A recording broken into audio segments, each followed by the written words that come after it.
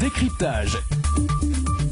On retrouve Décryptage. Bonjour à Karl Sivat et à son invité aujourd'hui, Victorien Drame, le président du syndicat mixte d'électricité de la Martinique. Bonjour Victorien Drame. Bonjour monsieur Karl Sivat. Alors votre collectivité débute une série d'inaugurations de centrales photovoltaïques. Nous y reviendrons dans quelques instants. Mais avant d'aller plus loin, afin d'informer le plus grand nombre, c'est quoi exactement, précisément, le SMEM, le syndicat mixte d'électricité de Martinique? Bien, je suis très heureux de vous parler aujourd'hui donc du syndicat mixte d'électricité de la Martinique. Je suis le président. Alors, pour en parler, en réalité, il faudrait savoir que le syndicat mixte est né de deux opportunités. La première, c'est le fait que la loi de février 2000 a été une nouveauté et cette loi a été faite pour améliorer et développer le service public de l'électricité. La deuxième opportunité, c'est le fait que les 34 communes de la Martinique ont manifesté la volonté de se constituer en syndicat pour exercer un droit, le droit, si vous voulez, de l'exercice d'un pouvoir, un pouvoir qui a été tenu jusqu'à 2003 par l'État, donc le préfet de la Martinique. Donc ces deux opportunités ont fait que les 34 communes se sont constituées en autorité organisatrice du service public de distribution de l'électricité. Et voilà donc l'origine du SMEM. Alors de manière générale, Président, quand on parle électricité, le premier réflexe pour Monsieur Tout le Monde, c'est EDF. Quelle relation entre le SMEM et EDF?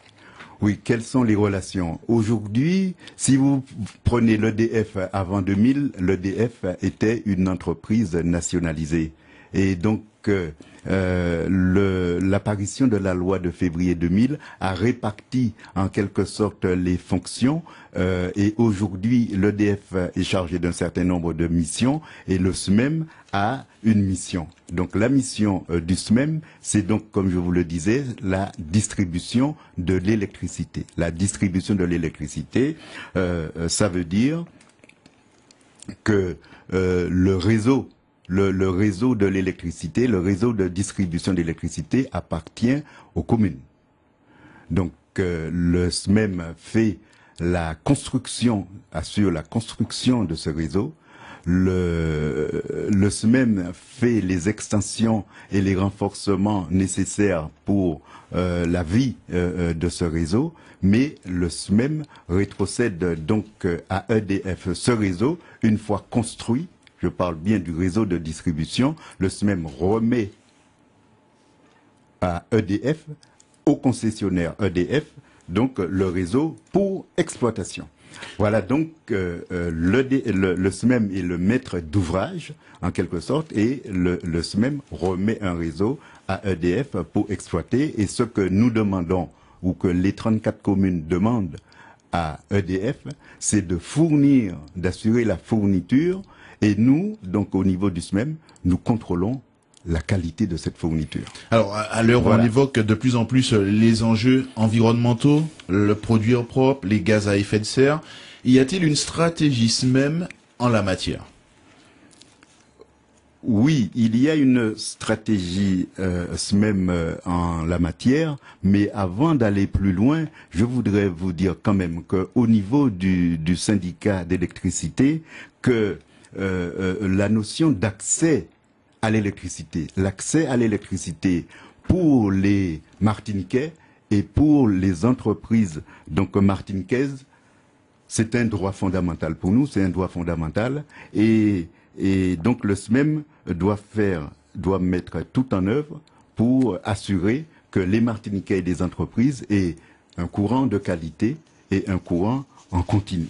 Alors, et sur les effets par rapport à l'environnement et donc, pour assurer tout cela, bien évidemment, il faut, pour produire de l'électricité, on produit l'électricité. L'électricité est une énergie, bien évidemment, mais pour produire cette énergie électrique, il faut transformer à partir de sources d'énergie. Et donc, bien évidemment, au moment où on parle, si vous voulez, de pollution par gaz à effet de serre, donc le SMEM prend tout son sens. Alors, venons-en aux centrales photovoltaïques. Quel est le parc actuel du SMEM et quels sont vos objectifs? Le parc. Eh bien, aujourd'hui, il faut dire que le SMEM construit des centrales photovoltaïques dans deux cadres. Le premier cadre, c'est en direction des sites isolés. Eh bien, les sites isolés qui sont assez loin du réseau, pour lequel il faut développer, si vous voulez, il faudrait faire un investissement trop important par rapport au coût d'une installation de photovoltaïque, par exemple. Eh bien, on va préférer faire donc la production en décentralisé sur les sites isolés. Et dans ce sens-là, le SMEM a construit pour l'équivalent de 1 mégawatt à peu près sur les différentes, disons, pour les différentes communes de la Martinique. Et en deuxième lieu, eh bien, le SMEM fait un travail très important pour la construction de centrales, non pas pour les isolés ou les individus, mais au niveau des collectivités. Donc sur les bâtiments publics, pour l'éclairage public par exemple, et donc le SMEM fait ce double travail. Alors pour les communes, parce que vous m'avez posé la question, aujourd'hui, le SMEM a construit pour une dizaine de communes, chacune donc une centrale donc photovoltaïque, et nous allons faire donc une campagne d'inauguration de ces centrales. Alors le SMEM est donc aujourd'hui le premier producteur public en matière d'énergie renouvelable photovoltaïque avec 1,4 mégawatts. Satisfaction, goutte d'eau compte tenu des besoins ou encouragement à encore aller plus loin. Comment jugez-vous déjà les premiers effets avec ce mégawatt 4? Donc il y a 1 mégawatt 4 d'énergie, enfin de production d'équipements déjà installés, mais il ne faut pas oublier que nous avons un programme à venir de pratiquement 1 mégawatt supplémentaire pour les communes qui n'ont pas encore eu de centrale photovoltaïque. Avec des chantiers qui sont en cours. Avec des chantiers qui sont en cours et des chantiers à organiser pour les années qui viennent. Voilà. Alors, donc nous avons un programme passé, mais nous avons pluriannuel, mais nous avons également des prévisions donc pour l'avenir. Voilà. Demain, vous inaugurez une centrale au Prêcheur, une centrale sur trois toitures de bâtiments communaux. Quel impact pour les Préchotins et à quelle destination pour cette énergie produite? Cette destination et cette énergie, il faut savoir que l'énergie est versée directement sur le réseau EDF. Le réseau et l'EDF donc exploite donc cette fourniture de courant. Ce qu'on peut dire, c'est que pour le projet du Prêcheur, il faut compter une centaine de mégawatts construit, donc installé. Et pour ces 100 mégawatts, il y a donc, ça peut alimenter l'équivalent d'une cinquantaine de foyers. Voilà. Alors, en termes d'investissement, ça représente quand même 500 000 euros. 500 000 euros donc pour la ville du Prêcheur.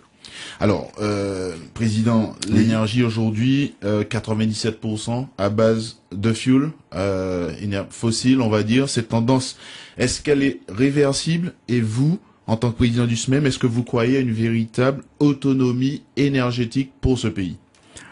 Croire à une véritable autonomie énergétique pour ce pays, en tout cas ce pays doit travailler à son autonomie énergétique.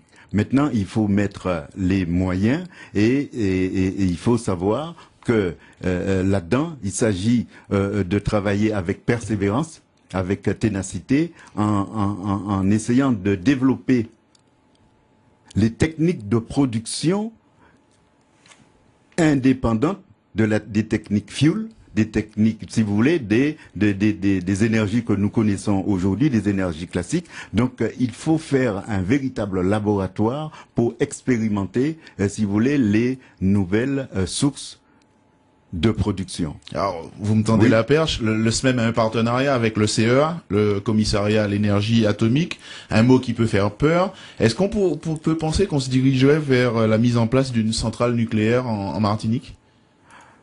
C'est-à-dire que oui, ça peut faire sourire. Aujourd'hui, il n'est pas question de produire pour le SMEM, de développer une centrale de type nucléaire. Pour nous, il faut savoir que nous travaillons suivant les compétences qui nous ont été confiées par l'État. La loi de février 2000 que je vous rappelais tout à l'heure, eh bien cette loi nous donne la possibilité de travailler sur les énergies renouvelables, l'éolien, etc., le vent, le solaire, mais la production d'énergie nucléaire relève de production centralisée et nous n'avons pas cette compétence, monsieur.